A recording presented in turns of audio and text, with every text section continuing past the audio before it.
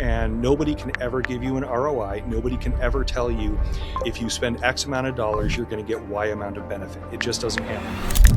Episode is one of those rare ones that I just kind of believe applies to everyone that's listening. Manufacturers, distributors, software companies, agencies, everyone. And we're talking today about lead capture, and specifically, like, what can you learn from the 98% of people who visit your website? They look around, they browse, but they never do anything. They never fill out a form, they never check out, etc. My guest today is Richard Carney. Richard is founder of a company called MightyRep. Richard spent about 2 decades helping buyers and sellers transact digitally, and he's been deep in the trenches with distributors and manufacturers who are trying to get more proactive instead of just waiting for the phone to ring. In this conversation, we break down what lead capture really is and why it's different than a contact us form, how it helps sales and marketing, and how distributors and manufacturers can use this as a legit competitive advantage. I hope you enjoy it. The conversation, Richard, you and I are going to have, I think, is really interesting because maybe for the first time, it actually applies to every person listening, every company listening. The stuff we're going to talk about today applies to the software vendor or the agency or the solution consultant or system integrator just as much as it applies to the manufacturer and distributors. And we're going to aim at those manufacturer and distributors and really target there. But I love this topic because I think everybody is going to get value for their actual company. So I'm excited about this because we're going to talk about lead gen, especially related to websites and the technology that's available to us to be able to gather leads. So Richard, really appreciate you being here and part of the show. Well, thanks. I'm excited to talk about it. I live it and breathe it. And more importantly, I see how people benefit from it. And I also see the corollary to that of like, gee, why do I need to be paying attention to this stuff? My phone rings plenty right now. And Richard, you get the winning prize for best camera, best microphone, and best studio on the podcast. Cool deal. And yeah, this microphone, it was only like $50, but it's done a great job for me. Yeah, no, it's fantastic. And your whole setup's good. I think you might be putting my setup to shame now. So that's amazing. I've tried to put a lot of thought into it because if you're just sitting there doing stuff on your phone, like a lot of people, they'll record content on their phone. And honestly, it's like now people, they expect just a little bit more polish about stuff now at this point. And also just the ability to make it warm and inviting. And I have a lot of facial expression, so at least I want the camera to pick up all my wincing. Well, I think it's cool too because there's value in having everything kind of one click away from you too. Yeah. Like if you have to use your phone and you have to set up a camera, like that's work, right? Yeah. It takes minutes to work, doesn't sync, all that stuff. When it's there, like you click on a couple buttons and everything's there for you. More excuses not to get it done. That's right. And I still don't put enough content together that I'd like to, despite that. Yes. So let's talk about lead capture, which is really kind of the main topic we're going to talk about. What does even lead capture mean from your perspective, Richard? Well, let's talk about what most people do, lead generation. So lead generation, hey, I went to a trade show and I had a fishbowl where people could drop off their business card and, win an iPad or something like that, right? Or, hey, I went to some third-party data broker and I bought something, or I went out to some AI service and I bought a list of potential people, right? Those are typically static lists that you're engaging with maybe some sort of an audience, but you don't really know what their intent is. You don't know, hey, look, are they actually potential buyers? What is it that they want? Am I going to hit them at the right time? So lead generation is really this static process of consuming a whole bunch of potential leads without a whole lot of information to know, are they actually viable leads? Okay, maybe you get a title, maybe how active that buyer has been in that particular marketplace. A lot of the data lists that you're going to go out there and buy, most of those lists, they're only refreshed once every 18 to 24 months. So it's not Oh, exactly a wow. very dynamic environment, right? But lead capture, what we found, at least with this whole technology around lead capture, is I'm having something on my website. I can sell my TP403 or my, X-Ray 5000. And if somebody comes to that website and clicks on it, we've got some legal things that we can't necessarily, go and like put something on people's phones, and we have privacy protection rules and things like that.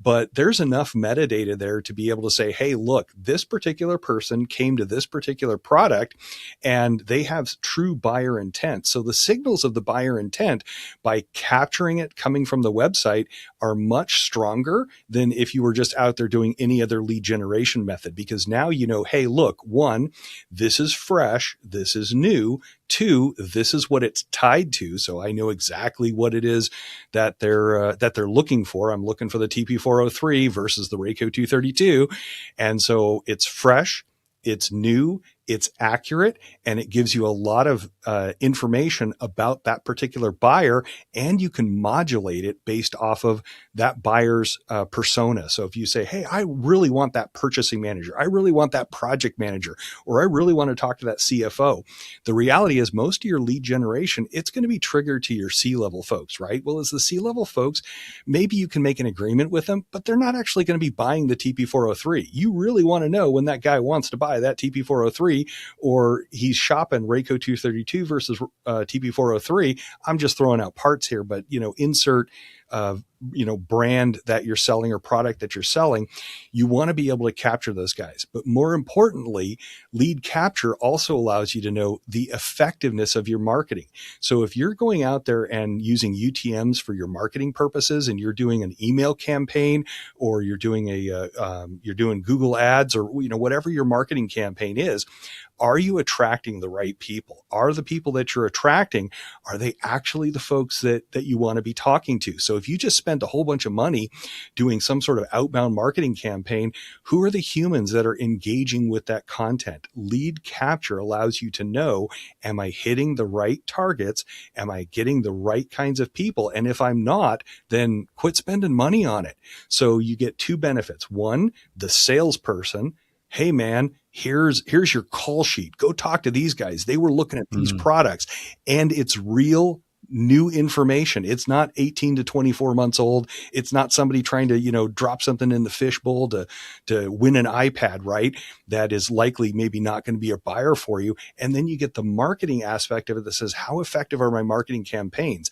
In almost real time, and I hate to use the word real time, in a very discrete amount of time, you're able to ascertain whether or not you're hitting the right kinds of folks that you want to hit with your email campaign or with whatever marketing campaign. So long-winded answer. I think, though, when often a lot of people think about lead capture, Richard, it's more of, the online version of the fishbowl is you put a form out there, and you collect information. How is this different from that kind of form collection? Or even if you're giving an ebook away, it's still a collection from a form.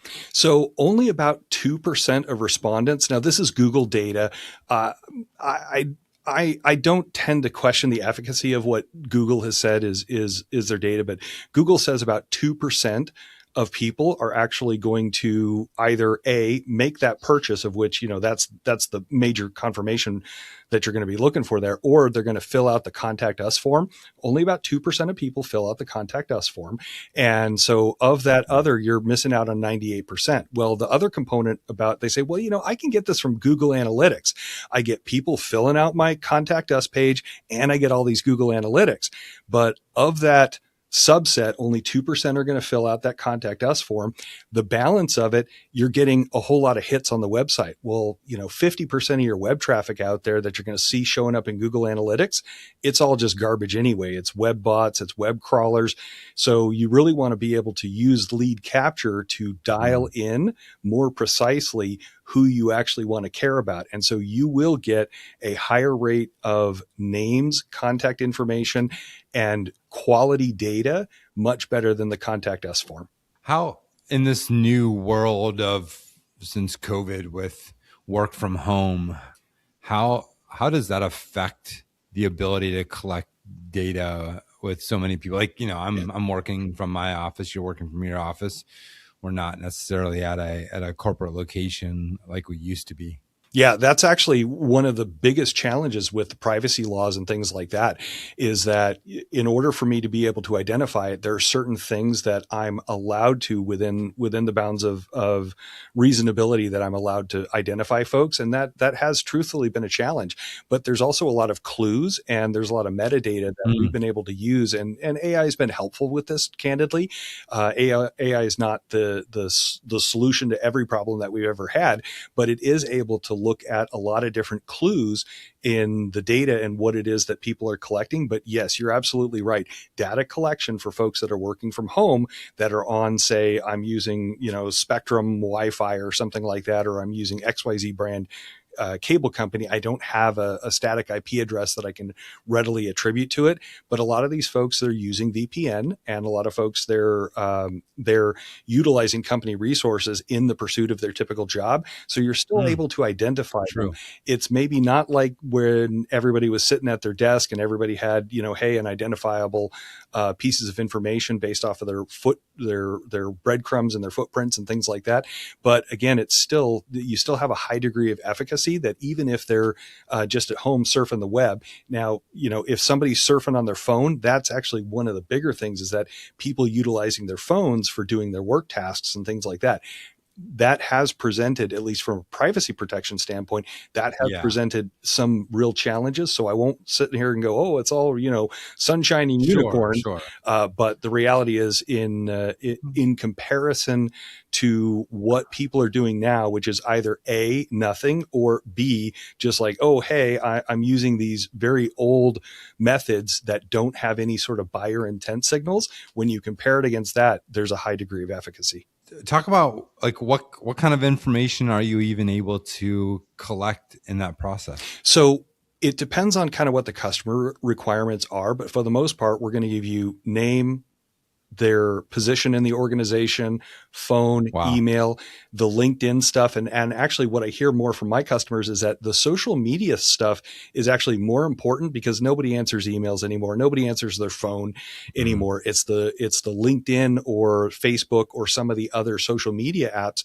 That seems to be more important as a determinant, because now it can also lead to breadcrumbs through those social networks up across other people as well. So what we see mostly is I have a name, I have a position inside of that organization. And if it's a position that I'm interested in, I have what they looked for. So did they go to the homepage? Did they go to the checkout page? That's an important one too, is like, did they get all the way through to the checkout page and then abandon the checkout page? You really want to know that too, to be able to understand, hey, look, how effective was the customer journey inside of that page. So you can actually track that customer's journey from the time they hit the page to the actual stuff. That all gets rolled up into a nice discrete package based off of that unique interaction. And if they come back 5 or 6 times, guess what? We're going to see that. We're going to see them those 5 or 6 times. And so you're going to know, again, it's just one more buyer signal and intent. And we try to gauge, I can't say it's not sunshine and unicorns. We try to gauge what the seriousness of the intent of the buyer based off of the amount of time, the amount of interaction with the content that you've got on your website, especially if you're a B2B seller, that those types of signals, along with that, the actual hard data on the individuals that we collect. And and we try to get not just, one person, we try to catch everybody to the right and to the left of them, maybe up the organization and down the organization, so that you've got a complete picture of everybody around that potential buyer, so that you can reach out to those folks and know exactly what they were looking for. Because again, my example of, hey, look, if I know that they're looking for a TP403 and I'm trying to sell TP403s, boy, let me tell you, I need to get on this particular lead right here, more so than if, somebody just visited the homepage.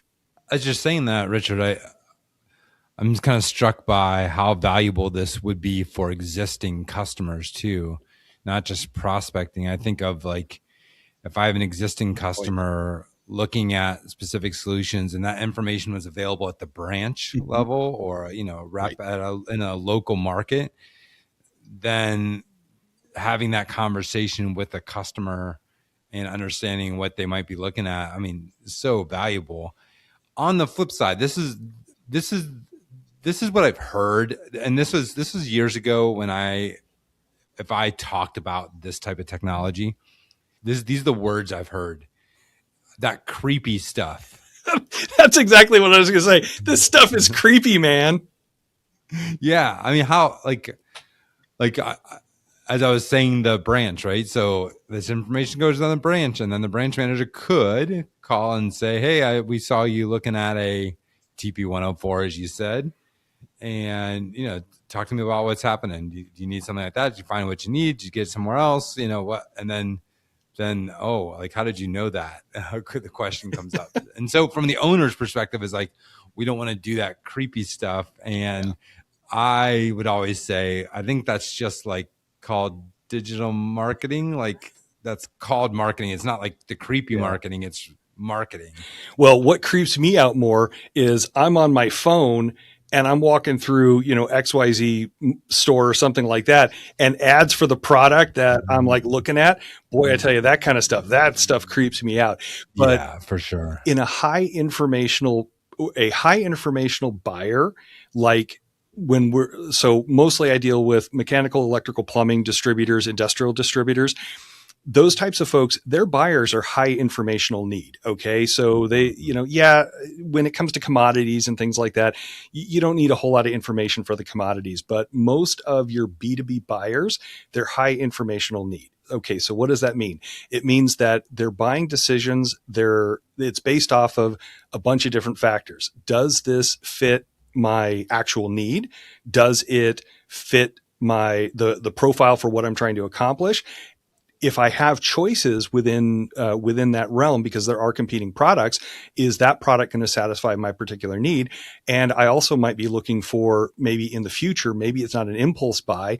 More importantly, I'm going to be looking at availability. So in almost all buying decisions, availability, especially, post COVID and tariffs and things like that, the availability of a particular product, that's a big deal. So I might be shopping multiple different people looking for availability. Am I going to get the not only is it the qualitative decisions about whether or not this is going to fit my particular purpose, but more importantly is availability. And then pricing becomes kind of the next factor right there. Well, before they move on to the next competitor, you want to be able to engage with them. So from the one hand, does it get a little creepy? From another side, though, not really, because they're looking for a reason and they have a need for it, and they're probably going to welcome the first person. And it really comes down to first mover advantage. Now, on your point about the existing customer base, yes, existing customers. This isn't just about new customers, because we know that most of our business actually comes from existing customers. So from a prospecting standpoint, okay, cool. I'm going to get all these people that I've never talked to. I may not have the workforce to be able to do the outreach necessarily to do it. A lot of cool e-commerce tools are available to help you do outreach. We will help you do outreach as well. But it's the existing customers knowing that, hey, look, this particularly really good customer right here, they've shown up, they're going to do it this, they've been there 12 times. Then, hey, do you think you want to reach out to that particular person and provide that high level of customer service? Because candidly, you're not just competing against other distributors, you're competing against Amazon in many cases. So if I'm a distributor, if I'm a manufacturer, and they've got so many different channels to look at, they can't just look at, hey, I'm going to other B2B sellers. They're looking at the wider market, supplyhouse.com, Amazon, Granger. I mean, I don't even know if Granger is considered a traditional distributor anymore because they do so much e-commerce retail at this point that you're competing against some very big names. Even if you've got all the sales and the service that somebody might want, well, they're still able to look outside of your particular network. So just for everybody listening, to make sure everybody understands this clearly, this is code, and you can correct me where I'm wrong, Richard, but this is code that goes on your website. It's Correct. a small piece of JavaScript that goes on your website. Right. That as people come on your website, you don't have to know who they are. They don't have to log in, but as they come, it determines where they're coming from, their IP address, and matches it against a bunch of data, and then gives that customer a dashboard to look at the real times, things happening today and things that happened yesterday. Right. And literally can give a lead list of, these are the people that were on your website. This is what they were looking at. And then you have signals, as you call them, for buyer intent and stuff like that. So it's a really, like, this is not a huge technical lift for manufacturers and distributors to get something like this going. Yeah. Is that a good reflect? Yeah. Good way of simplifying that. And that's basically it, right? So, I mean, it's a low technical lift. And as long as you've got folks that are coming to your website, obviously I can't help you generate traffic to your website. And that gets into a completely different realm. But if you're a B2B seller and you've got a fair amount of traffic in there, you want to be able to make sense of the traffic. You want to be able to capitalize on the fact that people are coming there. What's the lowest level of effort that we can do to capture that data off of your existing website? So your website, is it working for you? Are you getting a lot of contact us? Are you getting a lot of phone calls? If you're not getting a lot of contact us, well, it's because people are using your website as an informational resource, and then they're going someplace else. And if they're going someplace else, that's when we want to capture them. And that's when the reach out becomes important. I mean, even low traffic, Richard, I would imagine doesn't take that many leads or opportunities in a week, even a couple a day, accumulating into a couple dozen per week, into 50, 60 per month to justify a really good opportunity for a manufacturer. Depends on the price of the product too, right? I mean, if you're selling 1 million screws a month, then again, that's true. That's true. It just depends on obviously each organization. They have to make a determination. What is that particular lead worth to me? What is the end result? But when you're talking about tracking existing customers and understanding what it is that they're looking for and using those as signals, and again, from a marketing standpoint, using those as signals to just the flat out, like, handing a pile of stuff to your sales guys going, hey, look, here are your likely candidates. And to the degree that we can collect that information and make it easy for you, it's literally just a small snippet of code. And then you just tell us how you want to receive that information. We can load it straight into your CRM too. This does not have to be a huge technical challenge. How do you move from signal to action? So that depends on, that's very business process oriented by the organization. So let's say I'm a manufacturer, right? And I've got several manufacturers. Those manufacturers, what they'll often do is they'll route those leads down to their distributors, right? Now, what do the distributors do with it? That depends on the relationship that they have with their channel partners right there. So you got to look at it from a couple of different perspectives. So one is, I'm a manufacturer, and I want to make sure that as people are looking at my product set, I'm feeding it down to the distributors and making sure that the distributors have a fighting chance at that particular business, right? Especially if I'm in a hyper competitive market where I've got competitors. Each manufacturer, they want to make sure that their distributors get it. From the other side of it, if I'm a distributor and a contractor or industrial plant or other B2B buyer is showing up and they're searching multiple different products, then I'll want to capture that as well. Now, in terms of what I do with that, I have some customers that just they put that into their sales pipeline. I have some that put it into a CRM system for future marketing, and then I've got some individual salespeople that just go, "Gosh, I really want to pay attention to this every single day," and daily, weekly, they're going in there and they're pulling that out. So it really depends on the organizational maturity, and it depends on what the business process is and the other tools that they have it, because we have a whole CRM system that we just give as part of the product. And if you don't have a CRM system, and let's be honest, a lot of smaller and mid-sized distributors, they don't even know how to spell CRM. And I don't mean that in a bad way. They just haven't had exposure to the technology that way because they're used to the phone ringing. And especially in a sales constrained environment right now, maybe the phone's not ringing as much. So now you got to get more proactive. And so those are the kinds of things that we're going to help understand. What is your organizational maturity? How do you look at this B2B sales process? Is it an afterthought compared to your outside sales guys that are pounding on doors? What's going to enable those folks right there? So long-winded answer to maybe not say a whole lot, but the reality is that it really depends on the organizational maturity and how you view a lot of this B2B stuff. That's amazing. Where do you sit? Where do you see this sit? And like what department? I like the people that are listening to this, a lot of them are e-commerce people that I think could take advantage of this data pretty well. When you have marketing people listening, where do you see a technology like this sitting, and like, or which department should utilize it the most, I guess? In a perfect world, I would imagine sales would jump all over this, but that's not actually where I see most of the usage. It's mostly the marketing folks, especially the folks that, hey, I know what a UTM is. I know how to do a particular marketing campaign. Those are the ones that actually contact us first to say, look, we want to test we want to understand what the efficacy of the marketing that we're doing. And I use that word probably too much, but it really comes down to, I want to know what I'm doing. Is it returning value on it, right? I'm spending money. So it's usually the folks that are like, hey, I'm spending money.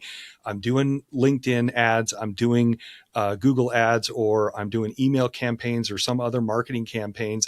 Those are the folks that reach out to us typically first, actually, to say, hey, look, I've got, I want to be able to test against this. I'm going to do some A/B testing. I'm using my UTMs. I want to know what that click-through rate is. Google Analytics gives me some good stuff, but Google Analytics doesn't really tell me, hey, Joan at ABC Construction Company clicked on this at this time and was there for 5 seconds, right? And so the marketing guys usually lead off, and then the salespeople usually follow. And it gives you so much more data beyond conversion data. I mean, I think everybody kind of measures this down to conversion. And like you said, a small percentage of people will actually do a conversion event versus the traffic. That's amazing. Tell me a little bit about MightyRep, your company, and how long you've been doing this. Why did you get into this business, and kind of what your specific offering is? Well, so how I got into this business is I've been working in the procurement-to-payment space for almost 20 years. That's just a fancy way of saying I've worked with buyers and sellers, and I've come from a telecommunications and an electrical contracting background. And so I've worked with a number of software companies in digitizing all of those e-commerce type transactions. EDI was the best money could buy in 1987. Guess what? EDI is still around. So I've worked in those kinds of industries for a really, really long time. And then I guess it was about a year and a half ago, we hit upon some of our distribution customers, because I mostly focused in on contractor to distributor e-commerce initiatives. And then we hit upon some distributors that said, well, hey, look, we're having a tough time identifying these people, and we really want to be able to engage with them. And then I started talking to some manufacturers, and I realized, hey, look, there might actually be a market to be able to help people like this, because again, lead generation, I know as a business owner, lead generation is really hard, and it's really, you just don't know what the buyer intent is. If I go and paid XYZ for a list of all of these users, I can call 100 of them and 99 of them are just not going to answer the phone, right? And so having a way to understand those buyer intent and understand the signals that the buyers are giving me. Anyway, I saw that, hey, look, there's probably a need for that. And it turns out, yeah, there's actually been a fair need. There's been a lot of, I should say, resistance from, well, this is the way we always did it, or the technology is a little scary.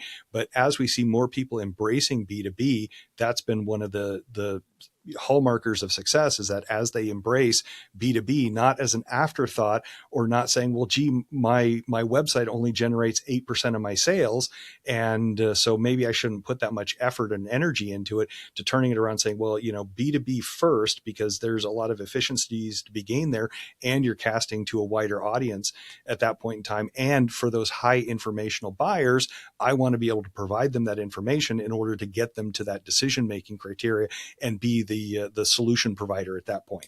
So MightyRep, we saw that opportunity. I came from the background of coming in the trades and in the supply chain management, and saw the opportunity. And so we've built a couple of businesses around it. One is this whole notion of lead capture, and the other one is helping distributors, especially small and medium-sized distributors that might be, I'll say it lovingly, technology constrained with their ERP and their sales systems, to be able to integrate with manufacturers in order to be able to do the B2B buying between, I as a distributor want to send that EDI 850 off to a manufacturer, because the manufacturers, they're trying to get more efficient as well.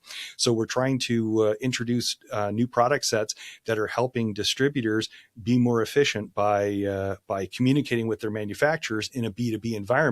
It doesn't change necessarily what they're doing today, because they still have to say, hey, I want a truckload of, this product at this point in time. I'm going to place that order. What it's going to do is it's going to reduce the cycle times of how much effort both the buyer and the seller have to do to create that more efficiently. Large distributors and large manufacturers, they're exchanging this kind of information all the time. Your small to medium-sized distributors, that gets, one, it gets technologically more complicated, and two, it can get really expensive.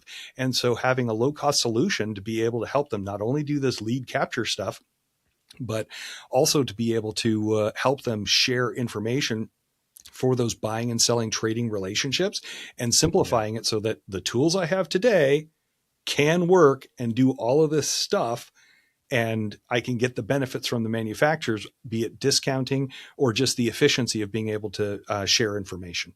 I just think it's brilliant especially from the manufacturer. I think the use case is clear on the distributor side, traffic to your own website, but the idea of sharing and collaborating with your distributor partners and sharing some of that data to say, these are the signals of the types of customers that we think are buying. These are in your market, right? That you deal with, and to then send their salespeople out. So many digital or e-commerce people from manufacturers that are listening to this, that a lot of your job is supporting the channel, supporting your channel, right? With product content and things like that. But this takes it a step further to be a collaborative partner with your distributors and provide more data to them about, potential buying signals. I think it's a brilliant perspective and a way to go. Maybe one day we'll get it going both ways, where distributors are sharing data with manufacturers about things like, search position and all of that we do in the retail world. That's a little harder to do in this B2B world. It's not done as much. Right. So that's brilliant. The products don't turn over as much in the B2B world, especially if you're talking, electrical, mechanical, industrial. I mean, 3/4 inch copper 90-degree elbow. is always going to be that kind of a product. You're not going to be introducing Yeah, yeah. a lot of new stuff. But if we can find a way to share that information up the food chain, and from a manufacturer's perspective, okay, yes, I want to support my channel. I want to make sure that the people that are coming to look at my website, I want to make sure that they're going to get service, because that's the purpose of the distributor, right? And the same thing from the distributor. If they're making sales, we want to be able to reward those manufacturers by electronically communicating our sales, whether it's EDI 850, whether it's through the purchase order management process. We want to be able to communicate our sales success back in as little as with as little human interaction as possible, because I already know what I need to buy and I just want to do it and be able to electronically exchange that information. So from a manufacturer standpoint, here are the potential buyers. And from a distributor standpoint, hey, I've made the sale. Here's the purchase order for that. Mm-hmm. Virtuous cycle. Talk about the benefit of this to that small and mid-size, especially distributors, but manufacturers too.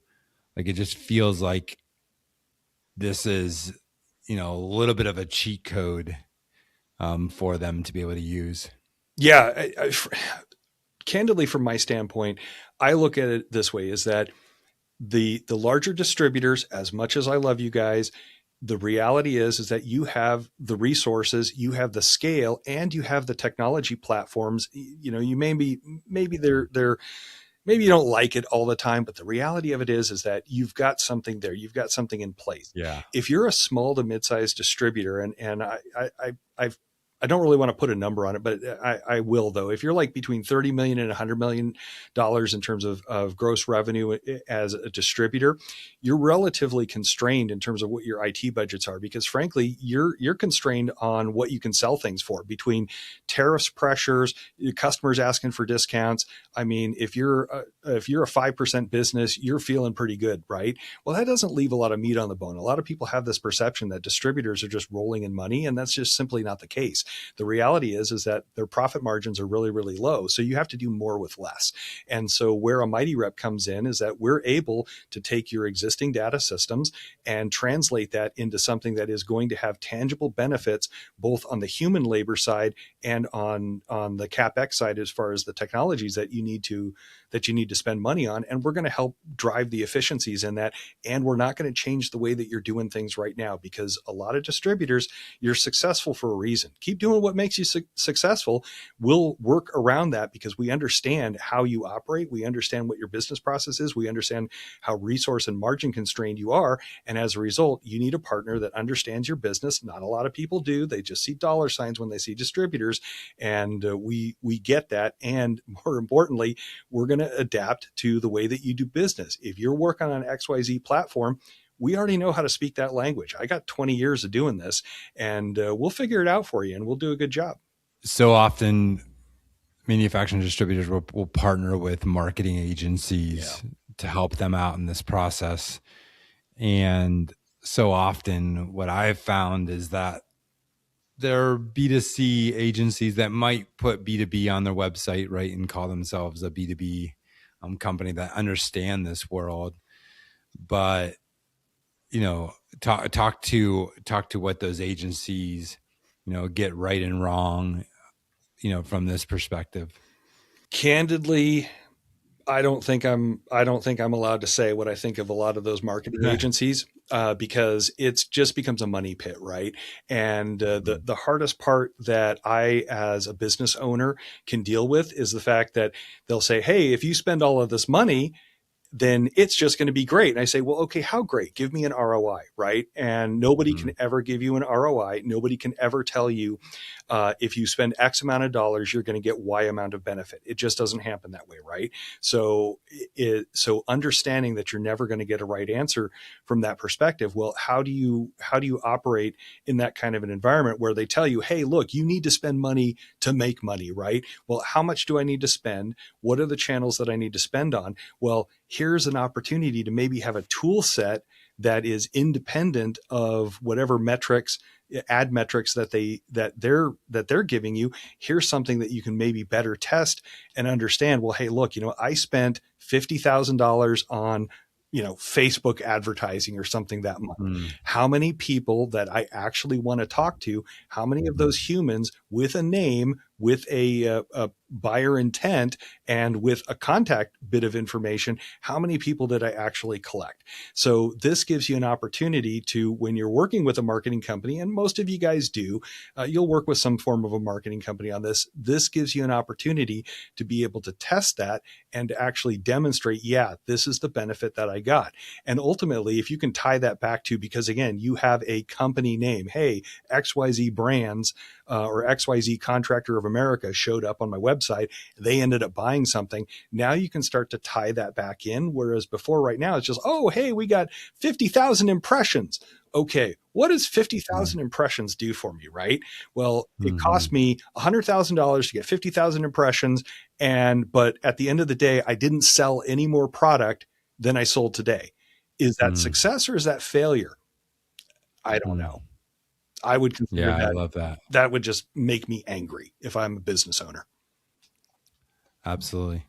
So from my perspective, I've utilized technology like this in a number of situations. And I think for manufacturers and distributors, especially, they tend not to look at this type of technology, and yet it can truly give you a leg up. I love when we talked about that small and mid-size distributor being able to really compete with those larger guys because of interesting technology. And this technology is changing so rapidly. You mentioned AI, Richard, and its ability to enhance data.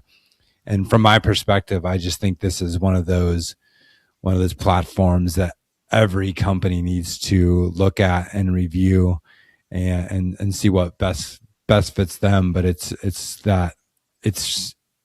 I think the information you get from it is probably mind blowing to everyone. And so yeah, I encourage everybody to take a look at this. Richard, really, really appreciate the time. Look forward to our next one that we're going to do together, and appreciate you being on. Yeah, thanks, Justin. Really appreciate it. Good questions, man. Manufacturers, distributors, leaders in the zone. If you're building B2B, this the podcast throne. The industry's heartbeat, we're setting the tone. Turn insights to actions, it's how empires are grown. We're talking change management, breaking resistance. Strategies so sharp, they redefine persistence. Customer adoption, it's more than retention. It's building a movement, commanding attention. It's the B2B e-commerce show, where the vision is clear and the strategies glow. From the top of the globe, we're the pros who know. Turn the volume up loud, it's time to grow. We bring news, big topics, insights to spark. From the boardroom's glow to the warehouse dark. Digital transformations, the path we're paving. Helping you lead through the change you're facing. This is more than a podcast, it's the industry's voice. Giving you the tools to make the right choice. No fluff, just facts, no hype, just action. The show where solutions are more than a fraction. It's the B2B e-commerce show, where the vision is clear and the strategies glow. From the top of the globe, we're the pros who know. Turn the volume up loud, it's time to grow. This is your guide to the digital race. Practical advice, no time to waste. So tune in, gear up, and let's own the space. It's the B2B e-commerce show, the industry's base.